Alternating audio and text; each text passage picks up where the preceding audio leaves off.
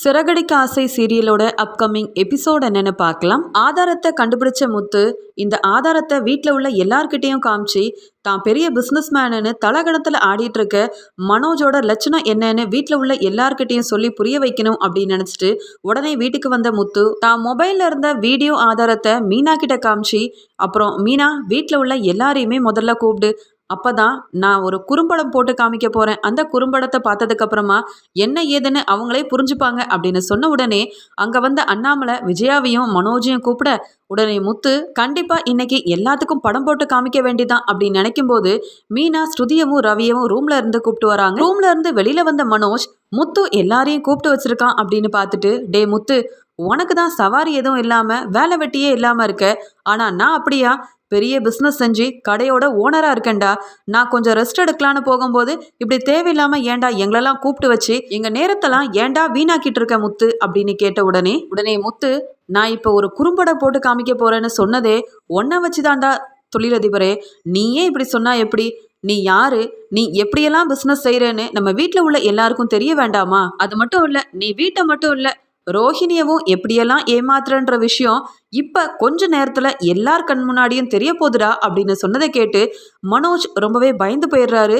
என்ன ஏதுன்னு ஒண்ணுமே புரியலையே அப்படின்னு மனோஜ் விஜயாவையே பார்த்துட்டு இருக்காரு. அப்புறம் கொஞ்ச நேரம் கழிச்சு ஸ்ருதி, ஆமா ஏதோ படம் போட்டு காமிக்கிறேன்னு சொல்றீங்களே, அது என்ன ஏதுன்னு கொஞ்சம் சீக்கிரமா போட்டு காமிங்க, எனக்கு ரொம்ப ஆர்வமா இருக்கே அப்படின்னு சொல்ல, உடனே முத்து, அட படம் பார்க்கறதுல நம்ம பல குரலுக்கு எவ்வளோ ஆர்வம் பாருங்க, இந்த படம் கண்டிப்பா உனக்கு பிடிக்கிற மாதிரி தான் இருக்கும் அப்படின்னு சொல்லிட்டு தான் மொபைல்ல இருந்த வீடியோவை டிவியில போட்டு காமிக்கிறாரு முத்து. உடனே ரோஹிணி முத்துக்கிட்ட, என்ன முத்து இதெல்லாம், நீங்க தேவையில்லாம என் புருஷனை வம்புழுக்கணும்னு பாக்குறீங்க, அவர் பாட்டுக்கு அவர் பிசினஸ் செஞ்சுக்கிட்டு இருக்காரு, நீங்க எங்களை இப்படி அவமானப்படுத்தி பார்க்கணும்னு நினைக்கிறீங்களா அப்படின்னு சொன்ன உடனே முத்து, கொஞ்சம் பொறுங்க பார்லலமா, உங்க புருஷன் மனோஜ் அங்க கடை மூலமா அந்த பிசினஸ் எல்லாம் செஞ்சு தனக்கு லாபம் 4 லட்ச ரூபா கிடைச்சதுன்னு சொன்னானே, அதே மாதிரி 4 லட்ச ரூபா பணத்தையும் யாரோ ஏமாத்திட்டு போயிருக்காங்கன்ற விஷயத்த உங்ககிட்ட சொன்னானா, அதை பற்றி தான் இப்போ பார்க்க போறீங்க அப்படின்னு சொல்லி அந்த வீடியோவை வீட்டில் உள்ள எல்லாரும் முன்னாடியும் போட்டு காமிக்க, அங்கே போலீஸ் ஸ்டேஷன் போன மனோஜ் போலீஸ்கிட்ட 5 ஃப்ரிட்ஜு 5 வாஷிங் மிஷின் அப்புறம்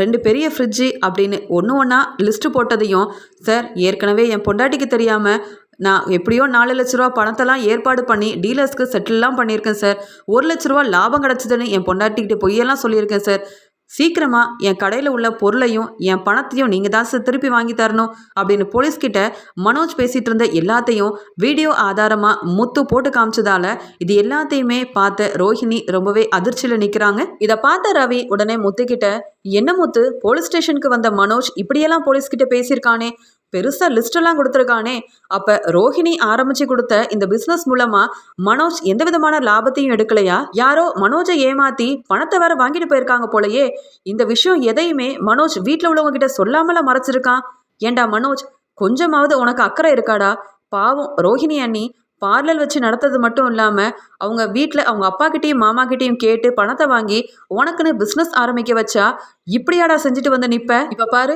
உன்னை பற்றின உண்மை இந்த வீடியோ மூலமாக ரோஹிணி அண்ணிக்கு தெரிஞ்சதால எதுவுமே பேச முடியாமல் கண் கலங்கி போய் நிற்கிறாங்க. ரோஹிணி அண்ணி நீ பிஸ்னஸ் ஆரம்பிக்கிறதுக்காக அவங்க அப்பா கிட்ட பணத்தை வாங்கி கொடுத்ததுக்கு பதிலாக பேங்க்ல போட்டு வச்சிருந்தா கூட கொஞ்சம் அவங்களுக்கு பின்னாடி யூஸ்ஃபுல்லாக இருந்திருக்கும், உனக்கு பிஸ்னஸ்க்கு பணத்தை கொடுத்தது எல்லாமே வீண் தாண்டா அப்படின்னு இங்க ரவி ஒரு பக்கம் மனோஜை திட்டிட்டு இருக்காரு. இங்க வீட்டில் உள்ள ஒவ்வொருத்தரும் மனோஜை திட்ட இதெல்லாம் பார்த்துட்டு இருந்த ரோஹிணிக்கு ரொம்ப அழுக வருது. அதனால மனோஜை பார்த்து முறைச்சிக்கிட்டே நிற்கிறாங்க. உடனே அண்ணாமலை மனோஜை கூப்பிட்டு, டே மனோஜ், உன்னை படிக்க வச்சு ஆளாக்கி விட்டதுக்கு படிச்ச படிப்புக்கு ஏற்ற வேலையில சேர்ந்து கை நிறைய சம்பாதிச்சு குடும்பத்தில் உள்ளவங்களெல்லாம் பார்த்துப்பேன்னு நினச்சா இப்படி பிஸ்னஸை பணம் போட்டு ஆரம்பித்து கொடுத்தோம், இப்படி ஏமாந்து போய் நிற்கிறியேடா, ஆமாம் இந்த விஷயத்த ஏன் எங்ககிட்ட மறைச்ச, ஏன் முன்னாடியே இதை எங்ககிட்ட சொல்லவே இல்லை அப்படின்னு அண்ணாமலை கேட்குறாரு.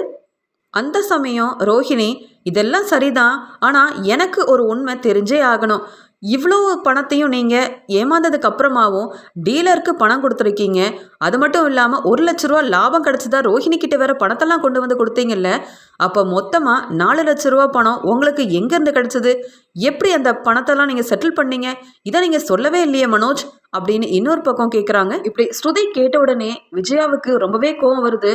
என்னது இது, வீட்டில் உள்ள எல்லாரும் அமைதியா இருக்கும்போது இந்த ஸ்ருதி என்னடானா அந்த 4 லட்ச ரூபா பணம் எப்படி வந்ததுன்னு துருவி துருவியில கேட்டுட்டு இருக்கா. அந்த 4 லட்ச ரூபா பணம் மீனாவோட தங்க நகையை வித்ததால தான் மனோஜுக்கு கிடைச்சதுன்ற விஷயம் இப்ப முத்துவுக்கும் மீனாவுக்கும் தெரிஞ்சா அவ்வளவுதான். முத்து இருக்கிற கோவத்துல இங்க மனோஜை வீட்டை விட்டே வெளியில அனுப்பிடுவானே அப்படின்னு பயந்து போன விஜயா மறுபடியும் மனோஜ் மேல யாருக்கும் எந்த விதமான சம்பந்தமும் வரக்கூடாது.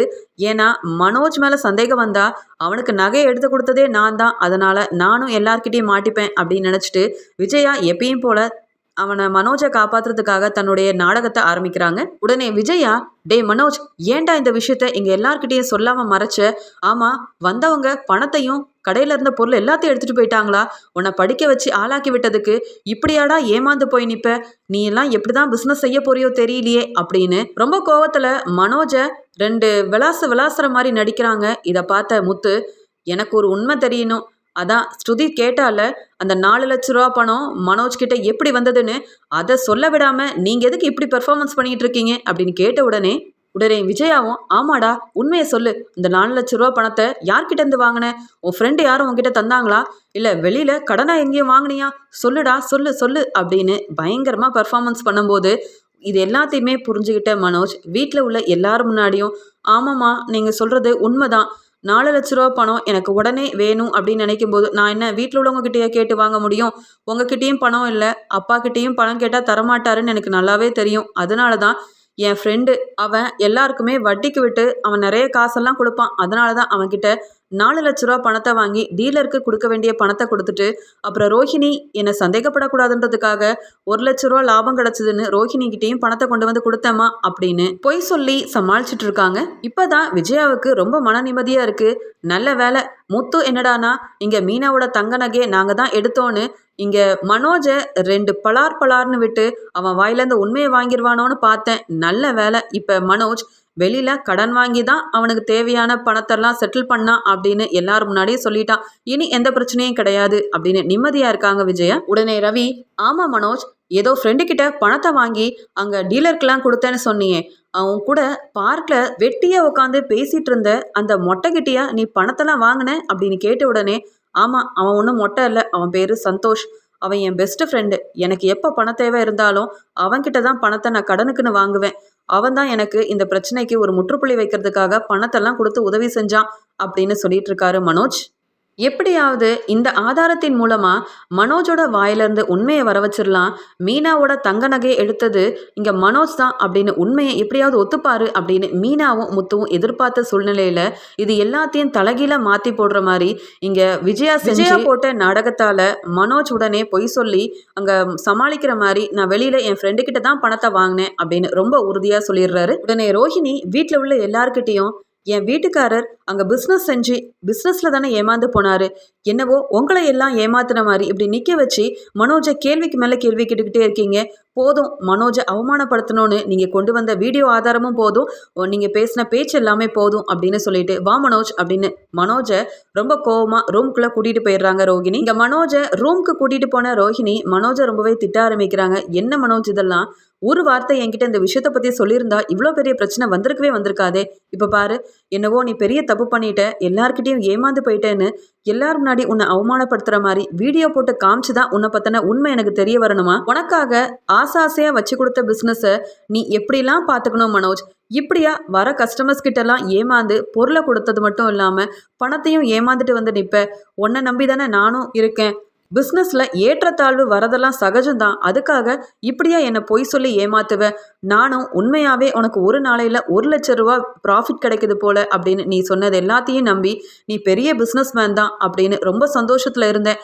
ஆனால் இது எல்லாத்தையுமே ஒரு நிமிஷத்தில் தவிடுபடி ஆக்குற மாதிரி முத்து போட்டு காமிச்ச அந்த வீடியோ மூலமாக நான் ரொம்பவே நொறுங்கி போயிட்டேன் அப்படின்னு ரொம்பவே அழுகிறாங்க ரோஹிணி. அதுக்கு உடனே மனோஜ் ரோஹிணியை சமாளித்து சமாதானப்படுத்தியே ஆகணும் அப்படின்றதுக்காக, என்ன ரோஹிணி நீயும் என்னை புரிஞ்சிக்காமல் பேசுகிறியே, நீ ஆரம்பித்து கொடுத்த பிஸ்னஸை எந்த லெவலுக்கு கொண்டு போகணும்னு நினச்சிட்டு இருக்கேன். நான் வந்தவங்க எல்லாருமே கஸ்டமர்ஸ்ன்னு நம்பி தான் அந்த பொருள் எல்லாத்தையுமே விற்றேன். ஆனால் இப்படி என்னை ஏமாத்துறதுக்காக கஸ்டமர்ஸ் மாதிரி நடித்து நாடகம் ஆடுறாங்கன்னு எனக்கு என்ன தெரியுமா? அதான் அந்த ஆளுங்க எல்லாரையுமே போலீஸ் பிடிச்சிட்டாங்களே. இனி இந்த மாதிரி தப்பு எதுவுமே நடக்காது. நான் கண்டிப்பாக நீ நினைக்கிற மாதிரி பிஸ்னஸில் பெரிய ஆளாகி காட்டியே ஆவேன். அது மட்டும் இல்லை, இந்த முத்து எப்போ பார்த்தாலும் குறும்படம் போடுறேன்னு எல்லாரும் முன்னாடி என்னை அவமானப்படுத்திட்டு இருக்கான்ல, அதுக்காகவாது நான் கண்டிப்பா நீ நினைக்கிற மாதிரி பிசினஸை நல்லபடியா நடத்தி சாதிச்சு காட்ட தான் போறேன், நிறைய ப்ராஃபிட் எடுக்க தான் போறேன், நீ கவலைப்படாத ரோஹிணி அப்படின்னு ஏதாவது சொல்லி சமாளிக்கணுமே அப்படின்றதுக்காக ரோஹிணியை சமாதானப்படுத்தி பேசிட்டு இருக்காரு மனோஜ். உடனே ரோஹிணி, இது எல்லாமே சரிதான் மனோஜ், நீ கண்டிப்பா பெரிய ஆளா வருவ, ஆனாலும் கடையில என்ன நடக்குது ஏது நடக்குது அப்படின்ற எந்த விஷயத்தையும் இனி நீ என்கிட்ட மறைக்கவே கூடாது. அப்படி செஞ்சேன்னா நான் கண்டிப்பா இனி நீ வேண்டான்னு சொல்லிட்டு வீட்டை விட்டே வெளியில போயிருவேன் அப்படின்னு சொல்லிடுறாங்க. இன்னொரு பக்கம் மீனா முத்துக்கிட்ட, என்னங்க இது, இந்த வீடியோ ஆதாரத்தை பார்த்தாவது கண்டிப்பா உங்க அண்ணன் மனோஜும் உங்க அம்மாவும் உண்மையை சொல்லிடுவாங்கன்னு பார்த்தா நாம போடுற திட்டம் எல்லாம் வீணாகிறது மட்டும் இல்லாம நாம நினைக்கிறது எதுவுமே நடக்காது போலயே. சரி விடுங்க, நமக்கு அந்த நகை கொடுத்து வைக்கல போல, அதனால தான் இருந்த நகையும் இல்லாம போயிருச்சு, அதனால பேசாம நீங்க சவாரிக்கு கிளம்புங்க, நம்ம பொழப்ப பார்க்கலாம் அப்படின்னு சொல்றாங்க மீனா. உடனே முத்து, என்ன மீனா, இந்த விஷயத்தை எப்படி அப்படி சாதாரணமா விட முடியும்? எங்க அப்பாவோட 27 லட்ச ரூபா பணத்தை தூக்கிட்டு போனது மட்டும் இல்லாம இப்போ உன் நகையை வேற எடுத்திருக்கான் இந்த மனோஜ். அவன் வாயில இருந்து எப்படியாவது உண்மையை வர வச்சாதானே இனி இப்படி நம்ம வீட்டுல நடக்காம பாத்துக்க முடியும். அதனாலதான் கண்டிப்பா இந்த உண்மையை எங்க அம்மா இல்லைன்னா மனோஜ் வாயில இருந்து வெளியில கொண்டு வரணும் அப்படின்னு நினைக்கிறேன் அப்படின்னு சொல்லி பேசிட்டு இருக்காரு. அதுக்கு மீனா, பேசாம எங்க வீட்டு பக்கத்துல ஒரு சாமியார் இருக்காருங்க, எங்க அக்கம் பக்கத்துல உள்ள எல்லாரும் ஏதாவது அவங்க வீட்டுல பொருள் காணோம்னா அந்த சாமியார் கிட்ட போய் குறி கேட்டா கண்டிப்பா அந்த பொருள் எங்க இருக்குன்னு சொல்லிடுவாராம்.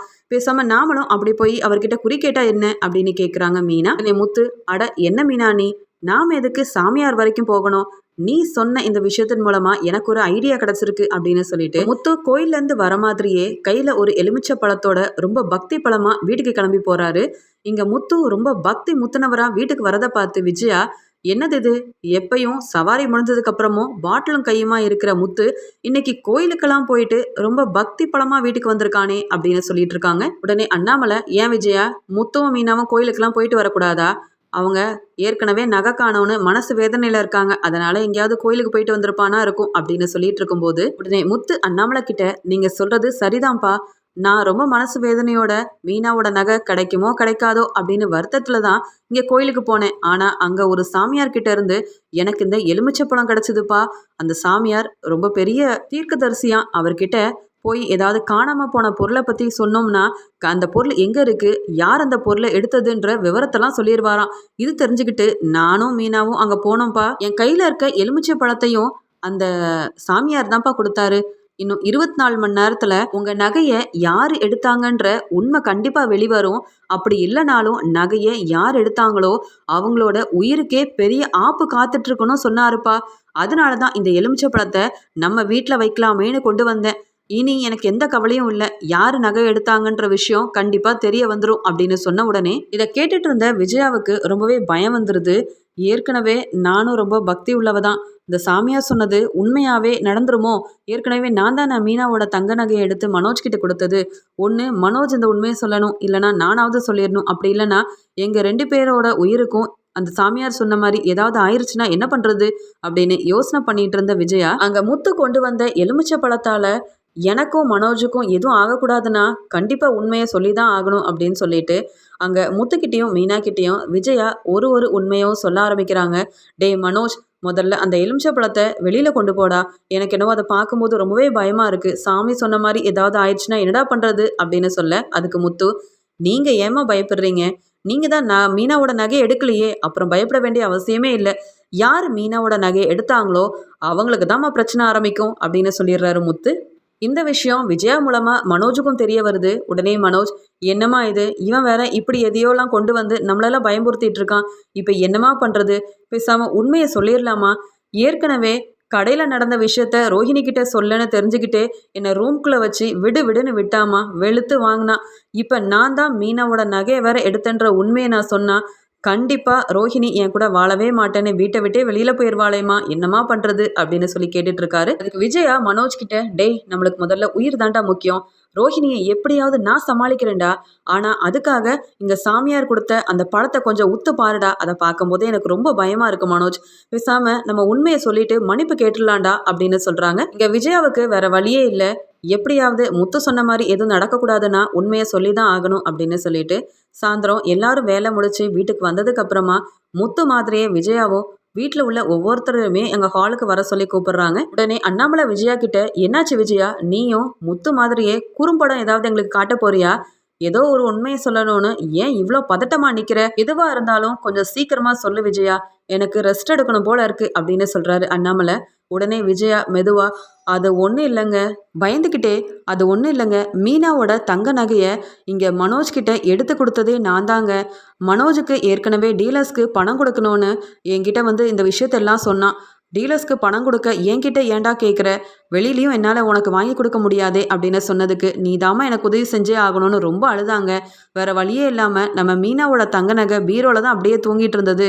அதனால தான் அதை எடுத்து சும்மா இருக்கிற மீனா நகை மனோஜுக்காவது பயன்படட்டுமே அப்படின்ற காரணத்தால தான் அதை மனோஜ் கிட்ட கொடுத்தேன். அதை அடகு வச்சு அதில் வர பணத்தை அங்கே செட்டில் பண்ண சொன்னேன். ஆனால் பணம் பத்தலைன்னு மீனாவோட தங்க நகையை வித்துட்டாங்க நம்ம மனோஜ் அப்படின்ற உண்மையை விஜயா போட்டு உடைக்கிறாங்க. இதை கேட்டு வீட்டில் உள்ள எல்லாரும் பேரதிர்ச்சி அடைகிறாங்க. உடனே அண்ணாமலை, என்ன விஜயா சொல்லிட்டு இருக்க? நீ மீனாவோட தங்க நகையை எடுத்து மனோஜ் கிட்ட கொடுத்தியா? அதை அவன் கொண்டு போய் வித்துட்டானா? யாரை கேட்டு மீனாவோட தங்க நகையை அவன் கொண்டு போய் வித்தான்? மீனாவோட நகை எடுத்ததே தப்பு, இதுலயும் வித்துட்டு அந்த பணத்தை வேற அவன் பயன்படுத்திக்கிட்டானா அப்படின்னு சொல்லி அதிர்ச்சியில கேட்கிறாரு அண்ணாமலை. 2 நாளா முத்துவும் மீனாவும் தன்னுடைய தங்க நகை எப்படி கவரிங்கா மாறுச்சுன்னு வீட்டில் உள்ள எல்லார்கிட்டையும் கேள்வியா கேட்டால இந்த உண்மையை அப்பயே சொல்லியிருக்க வேண்டியதானே. மறுபடியும் மறுபடியும் மறைக்கிறேன்ற பேர்ல ஏன் விஜயா இப்படியெல்லாம் செஞ்சிட்டு இருக்க? அப்ப இந்த பிரச்சனை எல்லாத்துக்குமே மூல காரணம் நீதானா அப்படின்னு கோவமா இருந்த அண்ணாமலை விஜயாவை ரொம்பவே கத்த ஆரம்பிக்கிறாரு. உடனே முத்து, நான் தான் சொன்னேன்லப்பா, இது எல்லாத்துக்குமே காரணம் அம்மாவும் இந்த மனோஜும் தான்னு. நான் எப்படியாவது உண்மையை கண்டுபிடிக்கணும்னு என்னென்னவோ செஞ்சேன். ஆனா வீட்டில் உள்ள யாரும் உண்மையை என்கிட்ட சொல்லவே இல்லை. ஒரே ஒரு எலுமிச்சை பழத்தை சாமியார் என்கிட்ட கொடுத்தாருன்னு நானும் பொய் சொன்ன உடனே எப்படி உண்மை வெளியில வந்ததுன்னு பாத்தீங்களாப்பா? ஏண்டா ஓடுகாலி, உனக்கு பணம் வேணும்னா உன் பொண்டாட்டி ரோஹிணி கிட்ட கேட்க வேண்டியதானடா. அதை விட்டுட்டு எனக்கும் மீனாவுக்கும் தெரியாம அம்மா கிட்ட இருந்து கேட்டு மீனாவோட நகையை எடுத்துட்டு போய் அதை விற்க வேற செஞ்சிருக்க. உன்னெல்லாம் சும்மா விடவே கூடாதுடா அப்படின்னு கோவத்துல இருந்த முத்து மனோஜை பிடிச்சி 2 வாங்கு வாங்குறாரு. இனியும் உன்னை சும்மா விட்டா வீட்டில் நகை பணம்னு நாங்கள் எதையுமே வைக்க முடியாதுடா. பேசாம நீயும் உன் பொண்டாட்டி ரோஹிணியும் வீட்டை விட்டு வெளியில போயிருங்க. அப்பதான் எங்களுக்கு நிம்மதியா இருக்கும் அப்படின்னு சொல்லி முத்துவுக்கும் மீனாவுக்கும் உண்மை தெரிஞ்ச உடனே பயங்கர கோவத்துல இருந்த முத்து இங்க மனோஜை வெளுத்து வாங்கிட்டு இருக்காரு. இதெல்லாம் பார்த்துட்டு இருக்க விஜயா ரொம்பவே பயந்து போய் நிக்கிறாங்க. நம்ம சொன்ன உண்மையால தான் மனோஜ் இப்ப கிட்ட நல்லா வாங்கி கட்டிட்டு இருக்கான். இப்ப முத்து என்னெல்லாம் செய்ய போறான்னு தெரியலையே. என்னையும் கண்டிப்பா விட்டு வைக்க மாட்டான்னு எனக்கு நல்லாவே தெரியும். இந்த குடும்பத்துல இனி என்னெல்லாம் நடக்க போதோ தெரியலையே அப்படின்னு சொல்லி உண்மையை உளர்ன விஜயா ரொம்பவே பயந்து போய் இருக்காங்க. இதோட முடியுது